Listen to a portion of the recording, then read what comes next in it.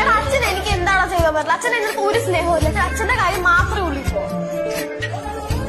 പറയുമല്ലോ എന്താ ചെയ്തതല്ല അച്ഛൻ. നമുക്ക് വലിയൊരു വീട് വെച്ച് തന്നിട്ടുണ്ടോ, ഒരു കാറ് വാങ്ങി തന്നിട്ടുണ്ടോ, എന്തെങ്കിലും ചെയ്തു തന്നിട്ടുണ്ടോ? അച്ഛൻ ഒന്നും ചെയ്തു തന്നിട്ടില്ല. എപ്പോഴും പറഞ്ഞോണ്ടോടെ പോലെ ഒരുപാട് സ്വത്തുണ്ട്, അതുണ്ട് ഇതുണ്ടെന്ന്. നിനക്കറിയാലോ അച്ഛനിപ്പോ വയസ്സായി വരികയാണ്. ഇനിയുള്ള കാലം അച്ഛനെ കൊണ്ട് അധികം ഒന്നും ചെയ്യാൻ പറ്റില്ല.